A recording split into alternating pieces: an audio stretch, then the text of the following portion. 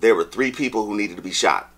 And imagine if you only have a revolver that holds 6 shots, then the odds are not working in your favor at all.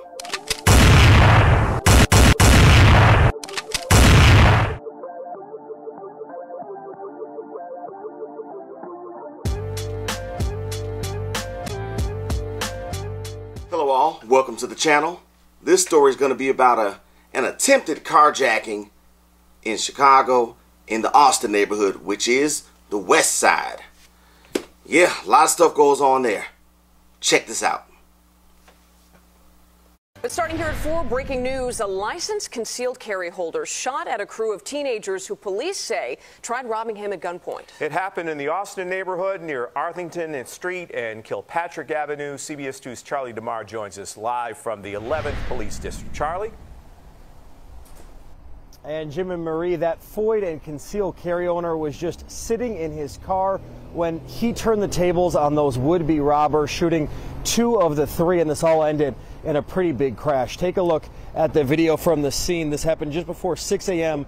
Police say a 56-year-old man who we've learned works nearby was sitting in his car when another car pulled up with at least 3 people inside. One person from that car got out and pointed a gun at the 56-year-old.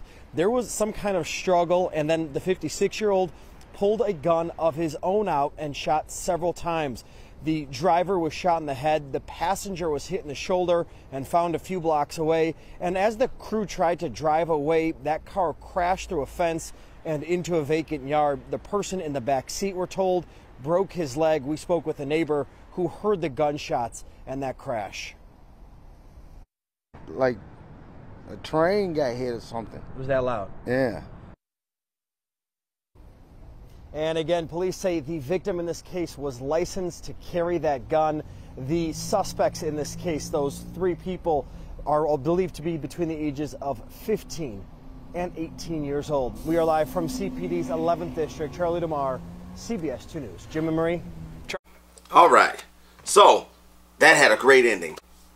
It is not wise at all to be sitting in your vehicle stationary, because when your vehicle's not moving, it's what's called a transitional space, which means that that car can be your coffin, plain and simple, if it's not moving especially. All my vehicles have really dark tinted windows, so if I'm sitting in my vehicle, you cannot look in any of my vehicles until someone's sitting in there, and it's like that on purpose.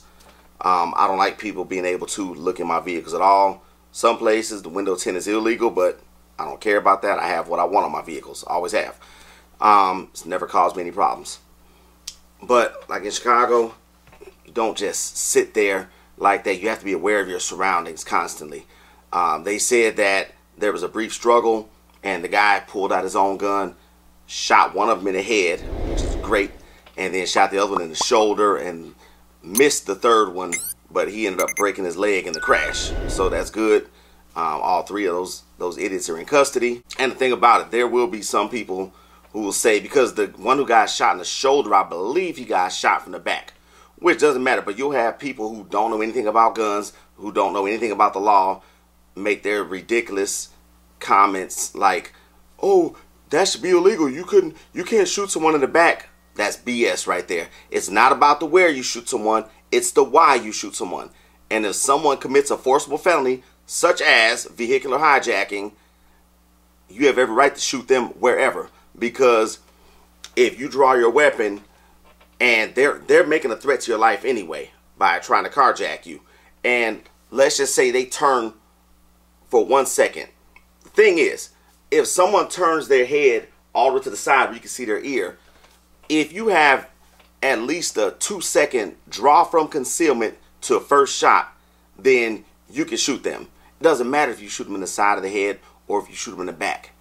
Like I just said, it's not about the where you shoot someone, it's the why that matters.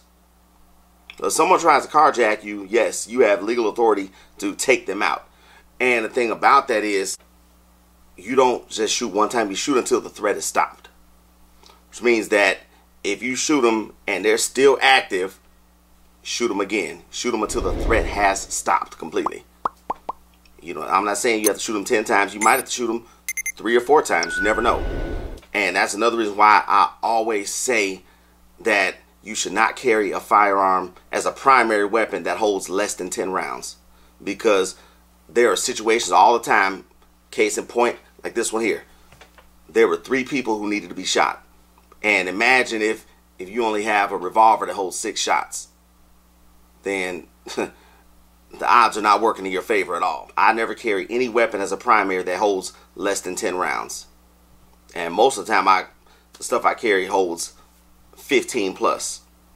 And anything I carry with less than 10 rounds, it's a backup gun. Always. So you need to get some training so you can be proficient at your weapons, because firearms training is a perishable skill. Definitely. If you don't use it, you will lose it. And I'm going to start teaching rifle courses also. As you already know, I'm an NRA certified instructor. So remember to stay armed, stay vigilant, and stay tactical. We'll see you next time.